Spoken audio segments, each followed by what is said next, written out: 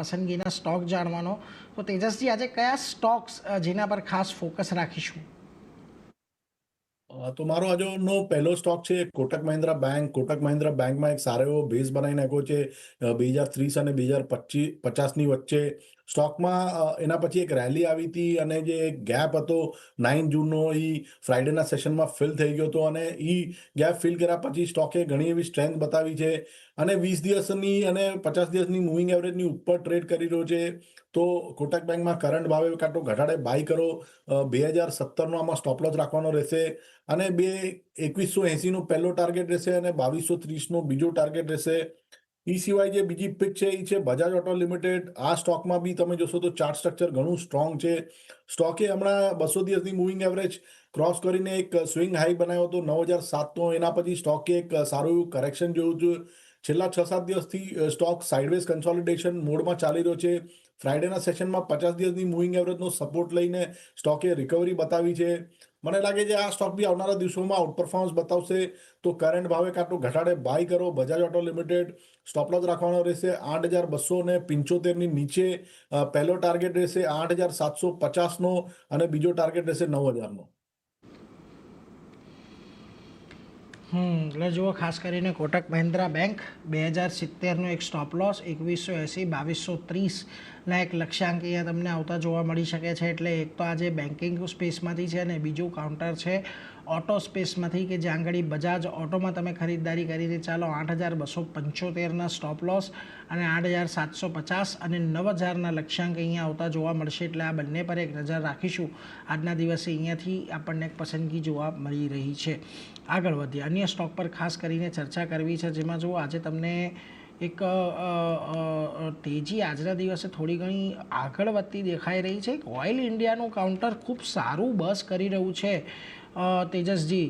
જો ઓલમોસ્ટ આજે ચોથો દિવસ છે કે જ્યાં એક સારી તેજી આપણને જોવા મળી છે. 450ની ઉપરના બ્રેકઆઉટ બાદ આજે ઓલમોસ્ટ કાઉન્ટરે 490ના લેવલ બનાવી લીધા છે.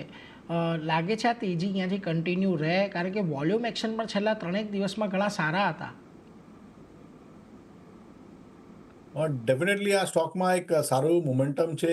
જે જીઓપોલિટિકલ ટેન્શન છે અને જેના હિસાબે આપણે ઓઇલ પ્રાઇસમાં ઇન્ટરનેશનલી જે રેલી જોઈ છે એ હિસાબે આ સ્ટોક થોડો સપોર્ટિવ રહ્યો છે. પણ 495નું એક ઇમ્પોર્ટન્ટ હર્ડલ છે.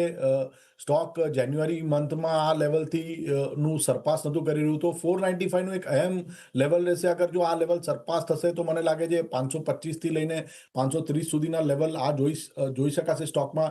સો આ સ્ટોકમાં એક બાય ઓન ડિપ્સની રણનીતિ રાખી શકાય. કાં તો બ્રેકઆઉટ આવે 495ની ઉપર તો પછી એડ કરવું જોઈએ. એટલે જો 495ની ઉપર જાય ત્યારબાદ અહીંયાથી એડ કરવું જોઈએ. એટલે બ્રેકઆઉટ માટેની એક ચોક્કસથી વેઇટ કરો તમે ઓઇલ ઇન્ડિયાની અંદર. એટલે આ એક મતને ધ્યાનમાં રાખજો.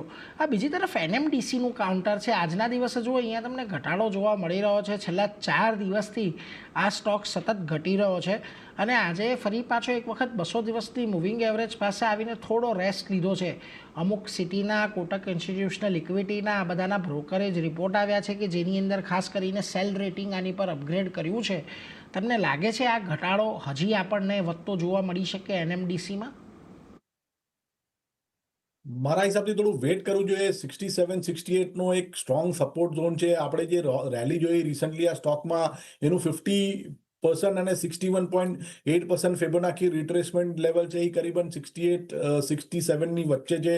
તો મારી પાસે લાગે છે કે જ્યાં સુધી કોઈની પાસે લોંગ પોઝિશન હોય તો 67ના સ્ટોપ લોસે ઊભા રહી શકાય. 67નું લેવલ અગર તૂટે તો મને લાગે છે સ્ટોકમાં એક સારો એવો ફોલ આવી શકે છે અને in that case stock can come down by 7-8%. એટલે જુઓ, ખાસ કરીને એનએમડીસીની અંદર 67-68ના એક મહત્ત્વના સપોર્ટ એ બ્રેક થાય છે તો પછી વધારે ઘટાડો આવતો જોવા મળશે. એટલે એના પર એક નજર રાખીશું. બીજી તરફ એચડીએફસી એએમસીનું કાઉન્ટર છે. જુઓ, અહીંયા પણ આજે થોડાક બ્રોકરેજ મતો નેગેટિવ રહ્યા હતા. ત્યારબાદ એક મોટું ગેપડાઉન ઓપનિંગ થયું, પરંતુ નીચલા સ્તરેથી એક રિકવરી પણ આ સ્ટોકની અંદર આપણે જોઈ છે. શું મત અહીંયા બનશે એચડીએફસી એએમસીને લઈને? જો એચડીએફસી એએમસીની વાત કરીએ તો આ સ્ટોકનું સ્ટ્રક્ચર ઘણું સ્ટ્રોંગ છે. સ્ટોકે રિસન્ટલી એનો જે પ્રીવિયસ ઓલ ટાઈમ હાઈ હતો જે 2024માં ફોર્મ થયો હતો 4864નો રિસન્ટલી સરપાસ કરી નાખ્યો હતો અને એનું વીકલી ક્લોઝિંગ બી એની ઉપર આવ્યું હતું. સ્ટોકમાં એક નવો હાઈ બનાવ્યા પછી થોડું કરેક્શન જોયું, પણ સ્ટોકે જે એની 50 દિવસની મૂવિંગ એવરેજ છે એનો સપોર્ટ લઈને આજના સેશનમાં નીચેથી સારી એવી રિકવરી આપી છે અને 20 દિવસની મૂવિંગ એવરેજની ઉપર બી હમણાં કન્સિસ્ટન્ટલી ટ્રેડ કરી રહ્યો છે. તો ઓવરઓલ ચાર્ટ સ્ટ્રક્ચર સ્ટ્રોંગ છે સ્ટોકનું. 4600ની આજુબાજુ સારો સપોર્ટ છે. જ્યાં સુધી 4600નું લેવલ તૂટતું નથી, મને લાગે છે આ સ્ટોક જે હમણાં રિસન્ટ સ્વિંગ હાઈ બનાવ્યો તો 5275ની આજુબાજુ એ રિટેસ્ટ થઈ શકે છે સ્ટોકમાં. એટલે 4600 નથી તૂટતું તો 5275ની આજુબાજુ સુધી જવાની શક્યતા હજી છે એચડીએફસી એએમસીમાં, એટલે એના પર એક ખાસ કરીને નજર રાખતા રહીશું આજના સેશનની અંદર. પરંતુ એ સાથે તેજસજી